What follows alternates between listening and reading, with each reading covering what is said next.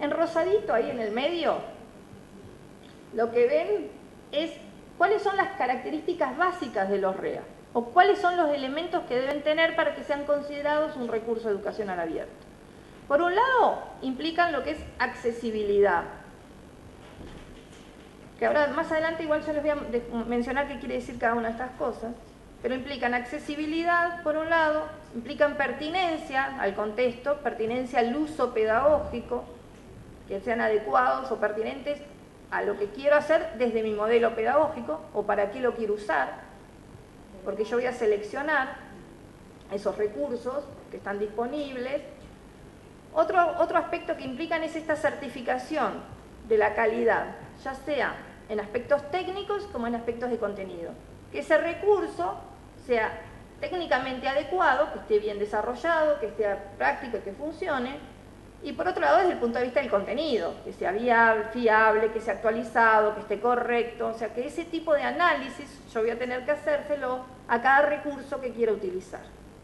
Y otro aspecto no menor es la disponibilidad de esos recursos. O sea, tienen que estar disponibles en el tiempo, tienen que ser accesibles y por tanto, esta disponibilidad tiene que ver con el acceso, pero también con el uso, es decir, yo sea capaz de usarlo en mi práctica, que implica apropiación, o sea, cómo yo integro ese recurso a mi práctica, y también transferencia, o sea, que ese recurso puede ser usado en múltiples contextos o en diferentes contextos, en diferentes medios. O sea, un mismo recurso podría ser aplicado en educación primaria, en educación secundaria o en la universidad, por el tipo de característica que tiene ese recurso. Como base, los recursos tienen que tener una unidad de contenido, o sea, basarse en algo, un tema que es el que los nuclea, un objetivo, o sea, están pensados para algo, más allá que yo los pueda apropiar y utilizar de otra manera, están pensados con un objetivo, y tienen algo que es lo más informático, pero son, y bibliográfico diría yo, que es la descripción de datos. O sea, esos recursos tienen que tener un conjunto de datos básicos que hagan que cuando yo los busque, los pueda encontrar. Esas palabras descriptoras, que los encuentran en los tesauros de las bibliotecas, que hacen que yo pueda ubicarlos y categorizarlos. Entonces yo pongo, este recurso habla sobre células madre y voy a poner como palabras clave células madre y todas las características que tiene ese recurso. Está pensado para educación inicial, para enseñar tal o tal cosa. Entonces esas son las descriptores de los datos que yo tengo. En esa accesibilidad, los recursos se dan por lo que hoy se llaman repositorios de recursos de aprendizaje, que cuando yo ingreso un repositorio en general a un repositorio disponible, a cualquiera que hay en el mundo, hay muchísimos, en general tengo que completar una ficha que me va preguntando algunas características de ese objeto y por lo tanto queda categorizado de esa manera, o incluso muchas bibliotecas, por ejemplo Flaxo u otras, recuperan materiales que tienen y ellos lo catalogan, les dan los titulitos. De hecho, en la Facultad de Ingeniería están investigando herramientas informáticas que faciliten ese proceso al docente. Le llaman asistente pedagógico, que entonces le vaya ayudando para ir completando los datos y que el docente le sea más fácil decir cómo convierto mi material, que yo a cualquiera de los que vi, los pocos que vi, pero también me imagino que los otros que había, cualquiera de los materiales que ustedes presentaron hoy, de las experiencias que ustedes presentaron hoy, pueden ser convertidos en un REA. O sea, son posibles REA. Cualquiera de los trabajos de Scratchy, de Google, de los ejercicios que ustedes mostraron, los convierten a REA o objetos de aprendizaje en la medida que completan estos descriptores. Y los ponen disponibles en un sitio en internet que compila esos datos. De hecho, hay muchas que, claro, en el portal... Ah, ahí está, exacto, el portal. Exacto, ahí está. Ustedes ya tienen su propio repositorio de objetos de aprendizaje, pero también hay en otras partes para ponerlo disponible, ¿no? Entonces, exacto, es eso, es poder dejar disponible en cualquiera de lo que ustedes publican, vas a hacer un objeto de aprendizaje. Quiere decir que cualquier persona en el mundo pone esas palabras claves, le sale alguno de los objetos de Sembrando Experiencia y dice, ay, qué interesante esto para trabajarlo en mi clase, y se lo utiliza. Y lo reusa o lo adapta o lo acomoda o le define prácticas, pero para poder aplicarlo. Entonces, ¿qué son en definitiva esos REA? ¿O qué pueden ser? Como dicen, bueno, decíamos recién cualquiera de sus propias experiencias, pero pasan con una diversidad enorme lo que pueden ser un objeto de aprendizaje. Pueden ser materiales de curso, o sea, un texto teórico, puede ser un material de un curso, puede ser un módulo, o sea, yo armé un curso en módulos y todo un módulo puede ser un objeto de aprendizaje, pueden ser videos, pueden ser exámenes. A veces pensar una letra de examen no es un ejercicio de construcción de conocimiento importante, y bueno, es bueno a veces poner disponible ese material entre todos. Puede ser, sí, un desarrollo de un software, o cómo utilizo ese software, o qué prácticas haga con ese software, o técnicas o herramientas varias. O sea, como ven, desde un curso completo hasta la mínima unidad. Bueno, en el campo teórico que trabaja con los REAs está la discusión de qué se define y qué no. Por ahora lo han dejado abierto a que todo puede ser manejable.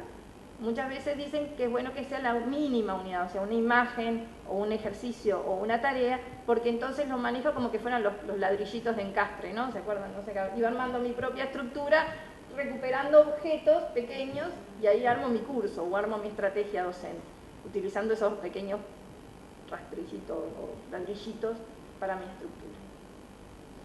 Entonces, como para ir medio redondeando estos temas, yo planteaba que hay tres elementos o tres términos que sería bueno recordar como para pensar qué es un REA y qué requisito tiene. Esto que sea accesible, que se encuentre desde un portal, que sea fácil de buscar y encontrar, mediante uso de TICs, o sea, mediante el uso de internet, una herramienta de búsqueda, yo puedo acceder a esos materiales. Que sean pertinentes implica esto de la calidad de los recursos en relación al usuario que los va a utilizar, ¿no? O sea, yo evalúo el recurso, digo, para mis alumnos de primer año de liceo, tal ejemplo sobre biología, ¿es válido, no es válido? ¿Por qué es válido? ¿Qué le tengo que cambiar o qué le tengo que agregar? ¿O qué les muestro? Les muestro un pedacito de este video y después lo trabajo de otra manera. Ese tipo de cosas es lo que tienen que ver con la pertinencia. Y el valorar que ese mismo recurso, si yo doy clase en más de un grupo, pudiera estar aprovechándolo en diferentes grupos con diferentes adaptaciones. Y la disponibilidad, en la web 2.0 y en internet sabemos mucho que la velocidad con que se transforman o se cambian las páginas y los sitios y los recursos es muy rápida.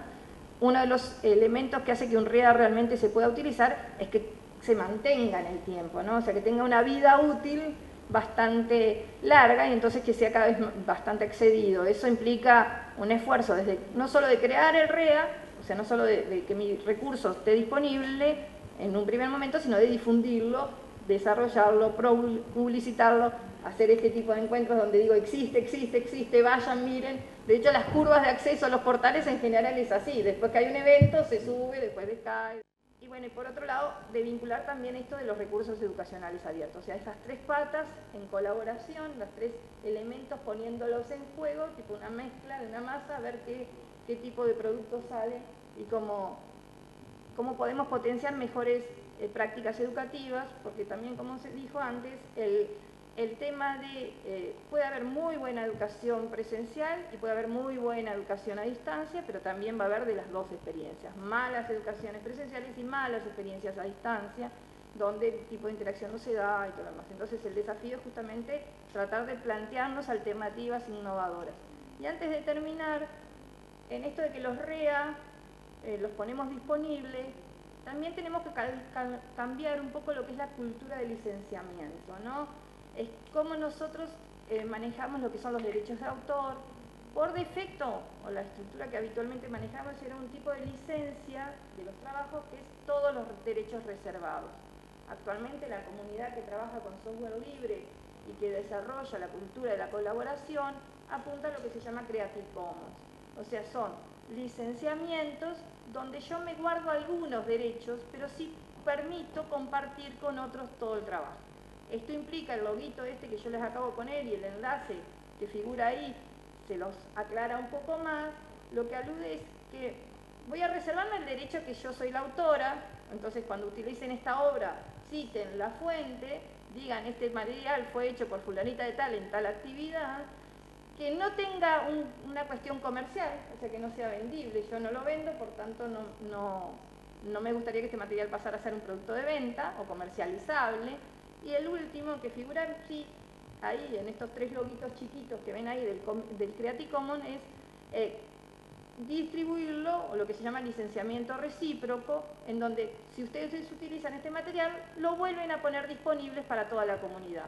O sea, con las mismas características de esto. O sea, no pasa a tener derechos totalmente privados de quien lo usa. Pueden reusar, reeditar, cambiar esta presentación, pero reservando este tipo de licenciamiento. Eso es lo que la comunidad de Creative Commons está promoviendo como una forma de que los materiales que se ponen en los espacios públicos sean realmente públicos y con todos los derechos legales que corresponden, pero también esto difundir un poco la cultura del Creative Commons como una forma de trabajo, que también yo recientemente también estoy incorporando esto de poner los loguitos de Creative Commons en todos los materiales que hacemos, porque esto queda para todos disponible. Y bueno, nada, la pregunta, ¿seguimos entonces todos en este desafío de construir una mejor educación con TICs?